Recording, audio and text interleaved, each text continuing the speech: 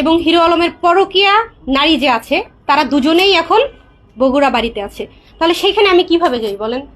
তোমার প্রথম স্ত্রী গিয়েছে, দ্বিতীয় স্ত্রী গিয়েছে, তৃতীয় আমি আছি। আমি তো কম কিছু ফেস করিনি তার জন্য, তাই না? আমি হ্যাঁ, আমিও অনেক কিছু ফেস করেছি। তার সাথে নাকি আমি টাকার জন্য এসেছি বা ভাইরাল হওয়ার জন্য এসেছি, অনেক কিছু ফেস করে আমি কিন্তু এখন তার স্ত্রী। যখন এসব কথা শুনেছি তখন আমি স্ত্রী ছিলাম, কিন্তু আমি ওভাবে মানুষকে বোঝাইতে পারি নাই যে আমি তার স্ত্রী। বা আমি যখন তার লাইফে আসছি তখন অন্য কেউই ছিল না তার লাইফে। দিলে তো সেটা 2 দিনও থাকে, তাই না? সেটা দেখতে হবে কত ঘন্টা আগে ছাড়া হয়েছে বা কবে ছাড়া হয়েছে। হিস্ট্রিতে ছবি ভাসতেছে মানে আমি এখনই আপলোড করি নাই, তাই না? হিরো আলমের বাবা মারা গেছে যখন আমরা দেখলাম যে রাত্রে, এবং আপনি ছবিগুলো ছাড়তেন সন্ধ্যা বা বিকালের দিকে, এরকম একটা টাইমে। না না না, এটা হয়তো ভুল হচ্ছে। আমি হচ্ছে গিয়ে আগে ছাড়া ছিল। আপনার পেজে আছে, এটা আসলে কি হিরো আলমের উপর রাগ করে দিয়েছেন নাকি আসলে কি কারণে দিবেন? বা আসলে এটা বলবেন যেহেতু আপনার শ্বশুর অসুস্থ হাসপাতালে, ওই অবস্থায় তো আপনার একটু অন্যভাবে থাকা উচিত ছিল, বা আপনি কেন আপলোড করলেন এই সব ছবিগুলো বা ভিডিওগুলো? না না, ওগুলো কাজের ভিডিও, ওগুলো কাজের ভিডিও তো কাজের মতো চলবে, তাই না? যেহেতু আমি কাজ করেছি, কাজ যেহেতু করেছি, ওটা 2 দিন পরও তো আপলোড হবে। তো এখন আপলোড হয়েছে, তাতে সমস্যা কি? আপনি হিরো আলমের ওয়াইফ, কিন্তু তার পারমিশন ছাড়া আপনি বিভিন্ন জনের সাথে কাজের ক্ষেত্রে হয়ে কাজই করেন, কিন্তু সেটা হিরো আলমের অনুমতি ছাড়া, এরকম একটু অভিযোগ করেছে। এটা আপনি কি বলবেন? না না, সে আমাকে এরকম কোনো কথা হয়নি যে আমি কাজ করতে পারবো না, বা তার মানে এরকম কোনো কথা হয়নি তার সাথে যে আমি কাজই করতে পারবো দাবি না। করেছে যে আমার ওয়াইফ আমার অনুমতি ছাড়া অন্য কারোর সাথে যে নাচ গান করবে, ভিডিও করবে, কেন করবে, এই ধরনের অভিযোগ করেছে। কেন করবে? এখন এটা তো কাজ তো করছি আমি, তাই না? মানে হাজবেন্ডের কাছ থেকে অনুমতি ছাড়া আসলে কাজ, ব্যাপারটা আমি একটু ক্লিয়ার করে দেন। আপনি তার স্ত্রী, এখন আপনি স্ত্রী হিসেবে উচিত যে কোনো কাজের ক্ষেত্রে স্বামীর পারমিশনটা নেওয়া।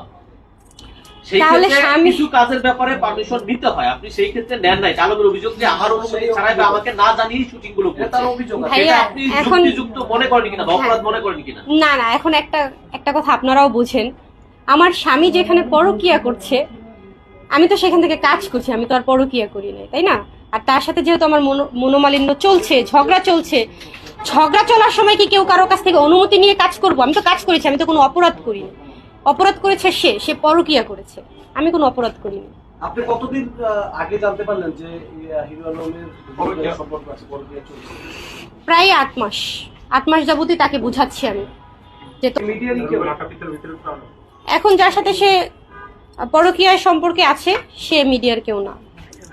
আপনার বক্তব্যে আমরা জানতে পারলাম যে হিরো আলমের বিগত যে দুইটা স্ত্রী চলে যেতে হলো বাড়ি, তাদের কারণটা কি? তারা কি কারণে গেছে সেটা তো তারা ভালো জানে। তাছাড়া তার দ্বিতীয় স্ত্রী কি কারণে গিয়েছে সেটা আপনারাও ভালো জানেন। আপনাদেরকেও তো বলেছে কি কারণে গিয়েছে। আপনার সাথে তো দেখা হয়েছে, কথা হয়েছে, একসাথে ছবিও দেখেছি। নুসরাতের সাথে আপনি দেখা করেছেন, আসলে তার সাথে সম্পর্কটা হিরো আলমের ব্রেকআপ হলো কি কারণে বা গেল, আবার আপনার সাথে এখন শুনতেছি যে ব্রেকআপ হয়ে যাবে একটা সিস্টেমে চলে এসেছে, আসলে কি কারণে গেছে এই বিষয়ে জানতে চাচ্ছি ভাই।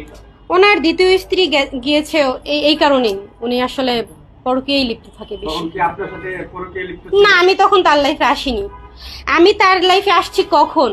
তার দ্বিতীয় স্ত্রীর সাথে ডিভোর্স হওয়ার 3 মাস পর, 3 মাস প্লাস, তখন আমি তার লাইফে আসছি।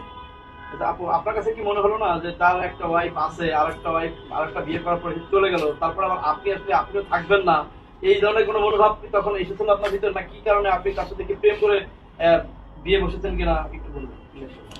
আসলে একটা মানুষ খারাপ থাকে একটা সময়, তারপর সে ভালো হয়ে যায়, বা যে কোনো নারী ভালো করে।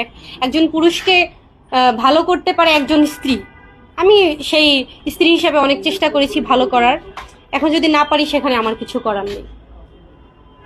আপনি কি জেনে শুনে হিরো আলম খারাপ তার সাথে আসছেন? এটা জেনে শুনে বলতে আসলে খারাপ এখন যে চলে যাবে, যে চলে গিয়েছে, সে হয়তো বা অনেক ভুলভাল কথা বলতেই পারে, কিন্তু আমি এখন ফেস করেছি, আমি এখন বুঝতে পেরেছি যে আসলে তারা সত্যি কথাই বলেছি। এখন আপনার করণীয় কি? আপনার তো এখনো বৈধ স্ত্রী, আপনার শ্বশুর মারা গেছে, আপনি ওখানে যাবেন কিনা কি আসার বিষয়ে?